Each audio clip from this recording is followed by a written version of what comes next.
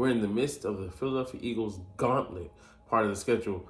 We have 5 very tough games coming up on our schedule. We'll see and project and also look at our opponents' games that have a chance to win the number 1 seed. What's up? It's your boy Cintron coming back at you with another analysis video. And I kid you not, that's my real name.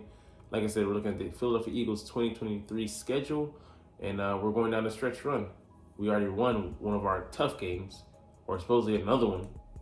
Who does it depend on? Because people keep ceding ground and say, "Oh no, it starts here. Oh no, it starts here." Whatever. Anyways, up next we got the Kansas City Chiefs on Monday Night Football. It says Tuesday. Don't be confused. I'm in Japan, so it is reflecting the local time. This is a game that's gonna be tough. We're going to them, and they are the defending Super Bowl champions. They're sit at 7-2. But let me just make this clear: each and every one of these games during this 5-game stretch could be won or could be lost. I have us going 1, 2, 3, 4, 5, 3-2 over the stretch. Realistically speaking, we could very well be 4-1. Because we could go in there and beat them, and that could set the tone. And then at home, we could beat these guys, and then maybe lose Dallas, and then beat Seattle. So I like that flow. But let's just say, we lose here, win, lose, win. That could be, and not ideal, but realistic flow. Or we could. There's a small chance that we could run the table as well. I like my Philadelphia Eagles against anybody up against, in the league. But let's just be realistic here. Like, I think, we come in and they have a solid defense. Don't get that twisted, but we do put up points. Our thing is, after the bye week, what adjustments have we made to deal with quarterbacks of this ilk? Because we're going to face him. We're going to face, this guy who's going through some things. But, yeah. And they have some weapons. They definitely have some weapons. And they do as well. So, it'll be interesting, man. I think we got to win there. And we set the tone, and then we come out and Josh Allen, they've been struggling to put up points despite what they have on offense there. Kincaid and the tight end, and obviously Stephon Diggs, Gabe Davis, among other guys. James Cook there in the backfield. They have some talented weapons, but they haven't been able to put it together. And they're battling right now. They're battling the Denver Broncos. It's a 9-8 game. They could lose that game. So, they could be on a skid. They could be 5-5 by the time this video finishes.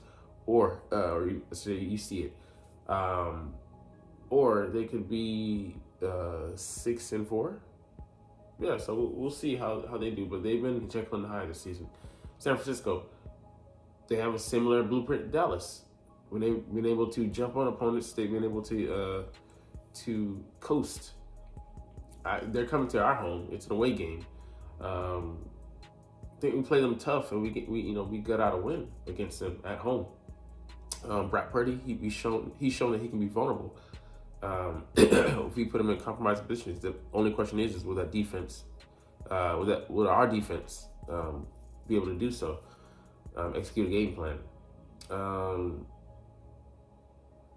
Yeah, I like us to play that that defense tough, but they've shown some vulnerabilities, and I think we're gonna be able to take advantage of them enough to gut out a win at Dallas. This is one that's tricky because let's just say we're coming off 3 wins and we're floating high.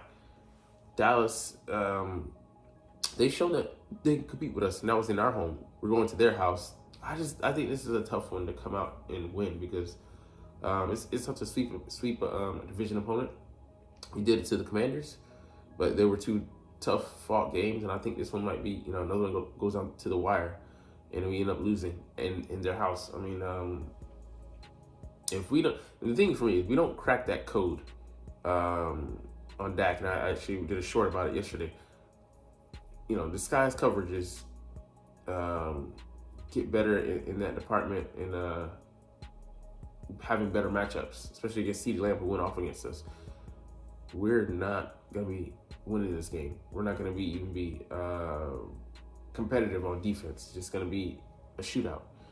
So Seattle, they have some intriguing weapons with that Metcalf guy, and then Talaki. He's pretty good. He's solid, and yeah, it's just Gino was been doing some work this season, but it's always tough just to play in Seattle. They have some good corners that can give some problems, and I think that'll be a good test. A very not good test. That'll be a very good test against our guys, and yeah, those guys are underrated. We love to throw the ball. This could be a game where we try to focus on running the ball, so it'll be interesting. I think we were able to get that monkey off our back and go into Seattle and get a win. Like I said, I think 4-1. But 3-2 I think is more realistic. Let's look at our opponents, the games that they have to face. So the number one threat to the number one seed for us would be the Lions, because you look at their slate, man. It's a very favorable schedule. They're favored in every game except for this one at Cowboys. So they already won this one. Let's just chalk up, 2 wins for them. And let's just say the Bears play them tough, but I think they get swept. At Saints, I think will be a test for them. Depends on if Carr's healthy with that shoulder. Michael Thomas, he might be out, so that hurts them.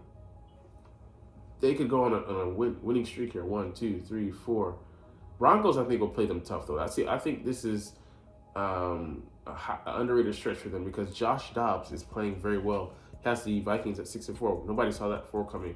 So I think maybe they lose one of these games. They could very well lose 3 games here to the Broncos, to the Vikings, and to the Cowboys. I'm not saying it's going to be a three-game skid, but somewhere in between here, they lose potentially 1 to 2 games. So it's not written in stone that they're going to have the number 1 seed, but or they're going to be in the best position. But they do have a favorable schedule compared to the others. As you look at the Dallas Cowboys, they drubbed the Giants, I think 49 points on them, so that was expected. Panthers, they're expected to beat them handily. The Commanders, they should as well, given their O-line situation, and them trading away their threats on defense. But that being said, sorry, no one is talking about this stretch here where they play the Seahawks at home, play the Eagles at home, play the Bills, they play the Dolphins, and then they finish up with the Lions. I mean, they're at home, but just these 3 games here, man, going to be really tough for them. And the Seahawks, they have the brand of football to beat, the Dallas Cowboys. A tough defense, receivers. Receivers are going to get played pretty tough on the outside with Witherspoon and that 6'4" corner, Tariq Woolen right now. He's playing.